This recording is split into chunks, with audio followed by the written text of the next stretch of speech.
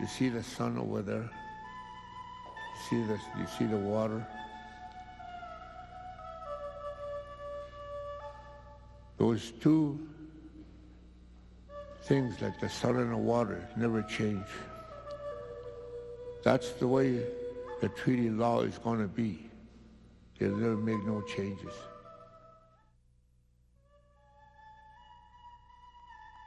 It's hard to imagine what it was like when Europeans and First Nations first created the formal treaty partnership in the late 1800s. Saskatchewan enjoys a dynamic, competitive economy today, in large part due to the enormous bounty reaped over the past century because of the treaty relationship. Sadly, the commitment to reap the benefits equally didn't happen. In many ways, the history of the treaties is a story of misunderstandings. But the door has been opened to success, with a chance to reaffirm the commitment to the treaty relationship, as well as the commitment to one another. Knowledge is a necessary precursor to mutual respect. Understanding the collective and individual histories of the Europeans and the First Nations will remind us that just as our past is connected, so too is our future. Portions of 5 treaties lie inside Saskatchewan's borders. They were negotiated between the Queen's representative in Canada and First Nations leaders during the late 1800s and early 1900s. They were designed to prevent war, guarantee peace, and create economic benefits. Both sides came to the treaty negotiations with the understanding that the treaties were agreements by which they would all abide. First Nations always had brought with them and always had the understanding of forming new relations. When the Queen came to make relations with the First Nations, the Treaty First Nations, this was not a foreign concept, and the idea of coming together and sharing the land and creating new relations as between them and among other governments, forms of governments, was not a foreign concept. The treaties were negotiated from 2 very distinct worldviews, both a product of who we are as a province today. The European settlers had a strong tradition of the written word. First Nations, an equally strong tradition of the spoken word. You see, there's a lot of things that is not written. We're not supposed to write in any paper. Our religion is the same thing. We're not supposed to write that in a paper. That is passed on from generation to generation. Today, it's still the same. It will always remain like that. We began to see that in order to understand the treaty relationship, you must rely upon both, the documentary history and the oral history of First Nations. And that very much informs, I think, the development of the Statement of Treaty Issues and the common understandings, I think, which we developed. The Statement of Treaty Issues is a document created by the Government of Canada and First Nations. It seeks to revisit and reshape the commitment on both sides to honor the treaty relationship based on moral obligation and legal responsibility. The question that was put to us really can be summarized in the following way. Based on your exploratory discussions, do you think there's enough common ground when one looks at building on the treaty relationship to use treaties as a bridge to the future? And I think the answer is yes. I'm quite optimistic that the Statement of Treaty Issues will offer those foundational that foundational direction that we need to move in if we are to accomplish or to achieve that new partnership that Canada and FSI are talking about. The First Nations and Canada agree that the success of this renewed partnership will depend on the extent to which the people of Saskatchewan understand their true history. Miwasin katasista mahke kuniohe kaya se kusitagi spike skmamato ka mogotagi skmamage tan so megi pe simachi pai tan so ga ki sa ko te ki chuam no ko ma. Europeans began building partnerships with First Nations in the 1600s. Through a process of learning to understand each other's cultures, a mutual respect and trust developed. The political process of treaty making on the prairies began some 200 years later to formalize the Dominion of Canada's plans to open the West for development. Mutual respect and trust laid the foundation to enter into the treaty relationship for the benefit of all.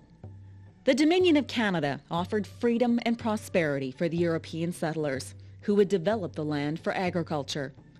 First Nations offered to share the land in peace and goodwill, with an opportunity for the newcomers to maximize their economic plan by respecting Mother Earth. The treaties were intended to capture an ongoing relationship. It wasn't a sort of quick real estate deal, that there was an ongoing relationship, that issues of livelihood and well-being were ongoing commitments from the Crown in terms of being able to get access to territory. For First Nations, ensuring a livelihood meant protecting their ways of living off the land, along with learning the new ways of agriculture brought by the European newcomers. We were told of their magnificence and their intelligence and their ability to do great things. And if it was to be for our children to enter into that new way of living, that we would want to have that also. But we didn't want to lose anything that we were. While our country and our province have grown and thrived because of treaties, First Nations did not benefit from the treaty relationship to the same degree as the European newcomers. After the treaties were signed, the Government of Canada began to develop a much stronger paternalistic role with First Nations. Believing Europeans offered superior culture and beliefs, laws and practices evolved that served to erode the First Nations culture and way of life. A strong example is the creation of residential schools in the late 1800s. First Nations were promised European-style education in the treaties.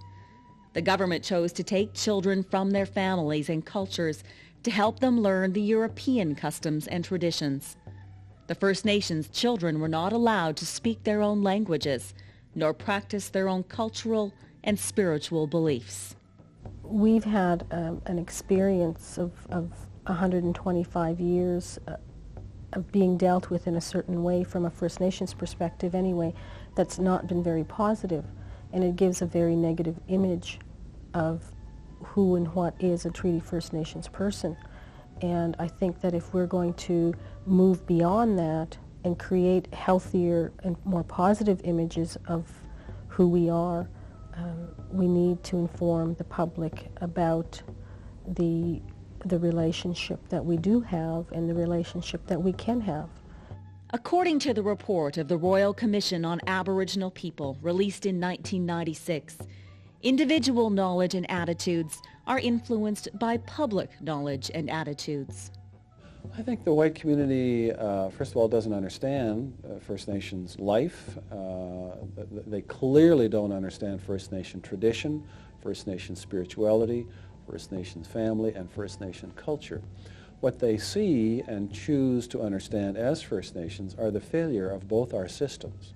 It's the poverty, it's the disease, it's the criminality, it's all of the things that anybody who is poor and one or two down on the ladder ends up showing as their way of being in pain. I think when you grow up with the notion that you're not good enough, at the very least it closes doors. At the very most it corrodes your soul, because you just cannot be who you are. And the whole world has had to face that. You're not good enough because you're not tall enough. You're not good enough because you're not white enough. You're not good enough because you're not a man. Instead, you're a woman. You're not good enough because your first language is French and not English. I mean, these are crazy notions that people carry because for their own insecurity and for their own safety, they need to be one up. Such attitudes erode self-worth and discourage commitment to education or employment, and in the long run may even encourage dependency and self-abuse. If these results are seen to confirm the original assessment of a group of people, the vicious circle is complete. The people of Saskatchewan need to understand the nature of the rights and responsibilities of both treaty partners and the enduring nature of these commitments. First Nations are the fastest growing segment of Saskatchewan's population, with more than half under the age of 20. Their skills, well-being, and productivity are inextricably linked to the well-being of the people of Saskatchewan as a whole. As people increasingly move to cities, First Nations and all other people in Saskatchewan will need to build strong partnerships with one another in order to maintain standards and strong institutions and offer an excellent quality of life to all citizens of the province. The treaty relationship requires the support of all people in Saskatchewan. Respect for it and a commitment to building on it will benefit everyone. Conversely, without implementing the treaty relationship, we will all suffer the consequences as the First Nations population continues to grow.